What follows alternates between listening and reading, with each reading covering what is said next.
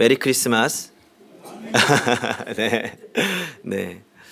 이 한마디가 우리를 참 행복하게 하는 것 같습니다. 우리를 위해서 이 땅에 오신 주님을 기념하는 성탄절입니다. 오늘 우리 성도님들께 가장 행복한 하루가 되시기를 바랍니다. 예수님의 일생에 대해서 증언한 책을 우리는 복음서라고 합니다. 성경에는 4개의 복음서가 있습니다. 마태복음, 마가복음, 누가복음, 요한복음입니다. 이 각 복음서마다 이 같은 사건을 다른 관점으로 바라보고 설명하고 있습니다. 마태복음은 왕으로 오신 예수님, 그리고 마가복음은 종으로 오신 예수님, 그리고 요한복음은 성자로 오신 예수님을 그리고 있습니다. 그러면 누가복음에서 강조하는 것은 무엇일까요? 힌트가 앞에 있는데, 네네. 누가복음은 사람으로 오신 예수님, 사람으로 오신 예수님을 강조하고 있습니다.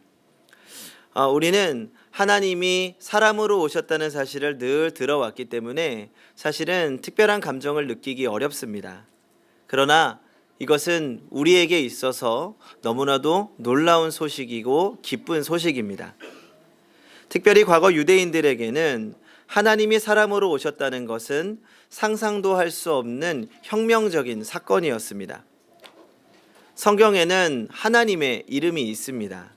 무엇일까요? 여호와 하나님이라고 되어 있습니다.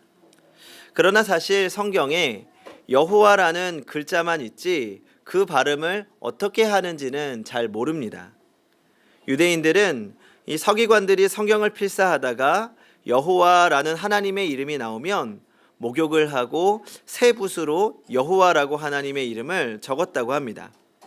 그리고 성경을 읽다가도 여호와라고 나오면 그대로 발음하지 않고 여호와 대신에 주님으로 이 아도나이라고 바꾸어서 읽었습니다.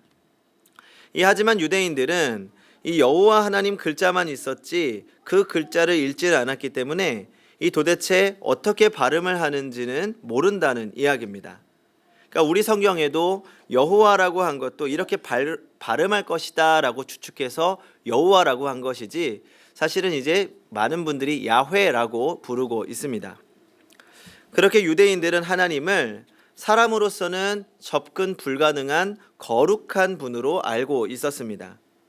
그래서 레위기에 보면 하나님이 계신 성전에 들어가는 절차가 굉장히 복잡했습니다.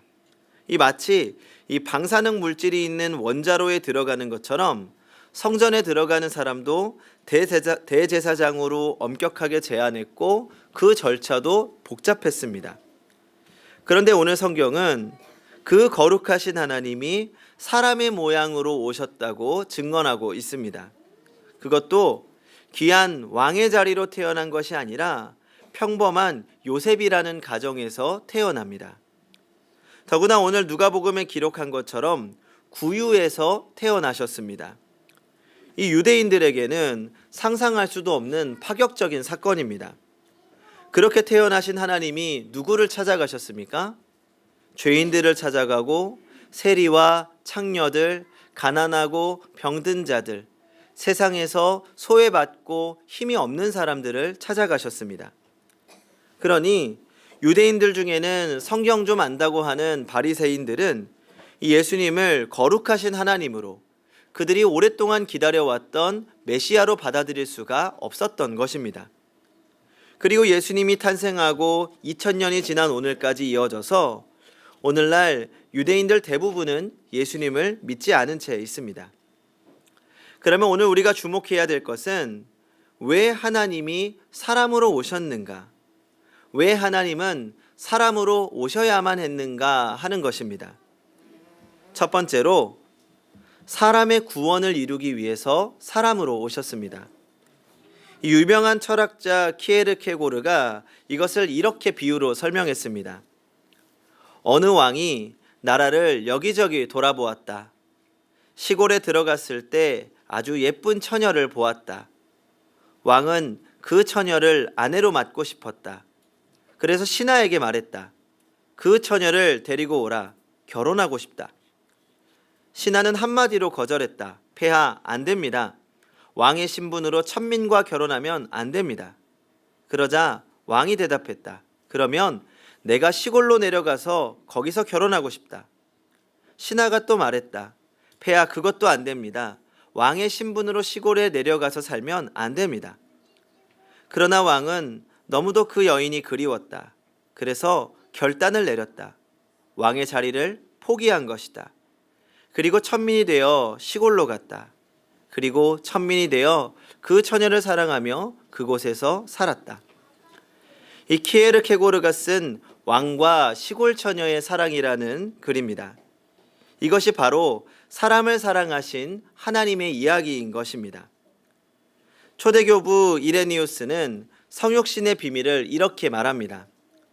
그가 우리와 같이 되신 것은 우리가 그와 같이 되기 위함이다.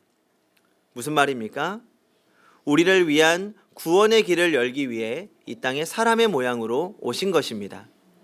우리를 사랑하시고 우리와 함께 하시기 위하여서 이 땅에 오신 것입니다. 둘째로 하나님과 사람의 친밀한 관계 회복을 위해서 사람으로 오셨습니다. 제가 아내를 보면서 신기한 것 중 하나가 이 자녀의 나이가 같으면 처음 보는 사람도 금방 친해지더라는 것입니다. 이 자녀를 양육하는 입장이 같으니 대화하다 보면 자연스럽게 친해지는 것입니다. 그래서 선교사님들도 이 복음을 전하기 위해서 이 현지인들과 같은 모습으로 살아가려고 노력을 합니다. 같은 음식을 먹고 같은 문화 속에서 살아가면서 자연스럽게 대화하고 복음을 전하는 것이지요. 하나님이 인간이 되신 이유를 다른 말로 하면 인간의 입장에 서기 위해서입니다. 며느리 사정은 같은 며느리만이 안다는 말이 있지 않습니까? 같은 입장이 되면 친밀해집니다. 같은 입장이 되어야 사랑도 서로 통하는 법입니다. 그래서 하나님께서 사람의 몸으로 이 땅에 오셔서 함께 먹고 함께 웃고 함께 우셨습니다. 가장 가까운 모습으로 우리와 친밀한 관계 속에서 하나님의 구원을 이루신 것입니다. 그리고 셋째로 무엇보다 자신의 전부를 드리기 위해 사람으로 오셨습니다. 과거 이스라엘의 가나안 지방에는 이교도들에게 이상한 풍습이 하나 있었는데 그것은 사람을 제물로 드리는 제사였습니다. 이 지중해 주변 고대 도시의 신전이나 집터를 발굴하면 어린아이의 유골이 심심치 않게 나온다고 합니다. 집을 지을 때 사람을 제물로 바친 흔적이 나온다는 말입니다. 고대 역사가 헤로도토스에 의하면 성경의 두로 지방에서 이런 유아 제사 관습이 많았다고 합니다. 이 마치 우리나라 사람들이 무슨 고사를 지낼 때 돼지 머리를 갖다 놓고 고사를 지내는 것처럼 가난한 사람들은 사람을, 그것도 이 유아들을 제물로 바치는 경우가 많았습니다. 그래서 하나님은 이런 악습을 철저하게 막았습니다. 그래서 하나님이 모세를 통해서 이스라엘 제사법을 정하시면서 제물을 딱 정해 놓았습니다. 무엇입니까? 소나 양, 비둘기, 그 외에는 안 된다. 왜요? 만약 하나님께서 희생 제물을 정해주지 않고 이 아무거나 좋다, 정성만 가득하면 된다라고 하면 이 가나안 사람들처럼 사람을 제물로 혹은 자식들을 제물로 바칠 것이 뻔했기 때문에 하나님이 제물을 소나 양이나 비둘기로 정해놓으신 겁니다. 그래서 유대인들은 절대 사람을 제물로 바치지 않습니다. 그런데 하나님은 그 법칙을 스스로 딱 한 번 어기셨습니다. 언제입니까? 예수님을 십자가의 제물로 희생하신 것입니다. 우리를 구원하시기 위해서 우리와의 관계를 회복시키기 위해서입니다. 주님은 그 희생을 위해서 가장 높은 곳을 버리고 가장 낮은 곳으로 오신 것입니다. 그래서 주님이 이 땅에 오신 것을 기념하는 성탄절은 우리에게 있어서 가장 행복하고 가장 감사한 날인 것입니다. 성도 여러분, 예수님께서 왜 사람으로 오셨습니까? 우리의 사정, 우리의 고민, 우리의 눈물, 우리의 아픔, 우리의 모든 상처를 다 이해하시고 안아주시기 위해서, 그리고 해결해 주시기 위해서 사람의 몸으로 이 땅에 오셨습니다. 가장 높은 곳에 계신 분이 가장 낮은 곳으로 오셨습니다. 그리고 우리를 위하여 자신을 희생하신 우리의 왕이십니다. 오늘은 주님의 탄생을 기념하는 성탄절입니다. 성탄절은 주님을 기념하는 날이지만 사실은 우리의 생명 얻음을 기뻐하는 날입니다. 주님이 오심이 우리의 생명이라는 것을 기억하시기 바랍니다. 오늘은 우리의 생일과도 같은 날입니다. 주님이 우리에게 주신 생명, 그 생명의 가치의 귀중함을 깨닫고 언제 어디서나 당당하시기 바랍니다. 하나님께 감사하시기 바랍니다. 그리고 날마다 찬송하면서 하나님께 기쁨을 드리는 성도님들이 되시기 바랍니다. 기도하겠습니다. 우리를 위하여 이 땅에 오신 주님 감사합니다. 연약한 우리를 위하여 사람으로 오셨고 구원의 길을 열어주시니 감사합니다. 오늘 성탄절을 맞아 주님의 오심과 구원의 기쁨이 우리 안에 넘치게 하여 주시옵소서.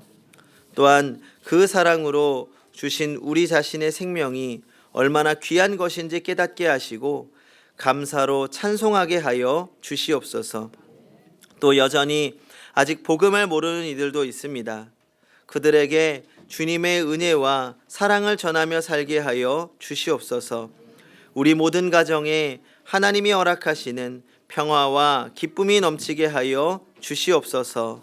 예수님의 이름으로 기도하옵나이다. 아멘.